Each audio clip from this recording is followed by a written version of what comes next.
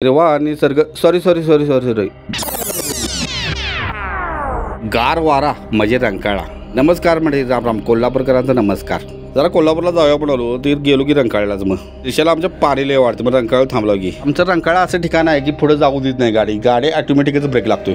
गाडी लावून रंकाळ्याच्या कट्ट्यावरच की आमचा रंकाळा बघा कसा निसर्गरम्य आहे बघा की. हे सगळं टेस्ट आयुष्यातले घालवायचं असले तर रंकाळा गप शांत बसलं तर एक नंबरच काम की. ते पण फॅमिली बरोबर विषय वेगळा ना. लय भारी वाटते राव. मोठासा विरंगुळावं म्हणजे कसं काटागिरी जागेवर पलटी हो. बारकी गाडी नेलती त्यामुळे शिरशी आमची गाडी पुढल्याकडे बसलेली. श्रेयांशी आमच्या घरात काय झोपाडी मस्तपैकी फिरूया म्हणालो शिरशाला घेऊन. माधवा रोडला पण जायचं होतं. माधवा रोडला आलो मग मस्तपैकी. गणपतीची लगबग कशी आहे बघा गर्दी.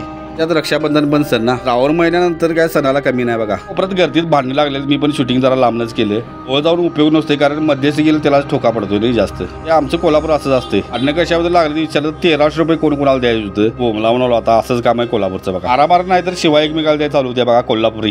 लांबनं गेले कानात बोटं घालायची पाळी त्यांच्या. मोराची पिसं पण विकायला बघा माधवा रोडला.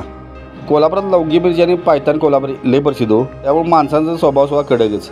सगळ्यांचाच कडक नसते सोडा. मी सगळ्यात शांतच तसं म्हणायचं. आणि जरा साईडला लावून महालक्ष्मी दर्शन पण करून आलो लागलंच. माधवा रोडला थोडीशी खरेदी करूया म्हणालो. आता शिरशी आमचे आले बघा देवाचं दर्शन घेऊन. त्यायुद्ध आपल्याला गांधीनगरला मस्त वाटेत वडा खाव्या म्हणालो गरम गरम. कोल्हापूरचा आपला वडा एक नंबर असतो हो. त्या शूटिंग घेतलं नाही येताना संध्याकाळी वेळ झाला त्यामुळे जरा नाश्ता करूया म्हणालो. श्रीशा म्हणाली बाबा खायला चल की म्हणालो. मग मस्तपैकी श्रीशा आमच्या खाला की गेलं तर एन्जॉयचं काय खरं नाही. सुट्टी नाही काय पाहिजे ते खायला कोल्हापुरात मिळते हो. म्हणतात ना लय भारी आपलं कोल्हापूर असंच बघा. श्रीशाला पण दिवसभर दंगा करून भूक लागलेली त्यामुळे साईडला जरा थांबून जरा केक बिक दिला खायला तिला आणि पिझ्झा दिला खायला. त्या का तिने खायला मीच खायला सोडा.